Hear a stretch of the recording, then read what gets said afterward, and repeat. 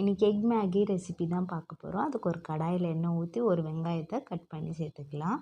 ஒரு பச்சை மிளகாவை கட் பண்ணி சேர்த்துட்டு 2 தக்காளியை பொடியாக கட் பண்ணி சேர்த்துக்கலாம். சேர்த்துட்டு நல்லா வதக்கிட்டு உப்பு, மஞ்சள் தூள், தனி மிளகாய் தூள் சேர்த்து நல்லா வதக்கிக்கலாம். 2 டம்ளர் தண்ணியை ஊற்றிக்கலாம். ஊற்றிட்டு 2 முட்டையை உடச்சி சேர்த்துக்கலாம். இப்போ மேகி மசாலாவையும் சேர்த்துக்கலாம். சேர்த்துட்டு தண்ணி நல்லா கொதிக்கட்டும். கொதிச்சோடனே மேகி நூடுலை உடச்சி சேர்த்துக்கலாம். சேர்த்துட்டு ஒரு 5 மினிட்ஸ் மீடியம் ஃப்ளேமில் வேக விட்டுடலாம். வேகட்டும்.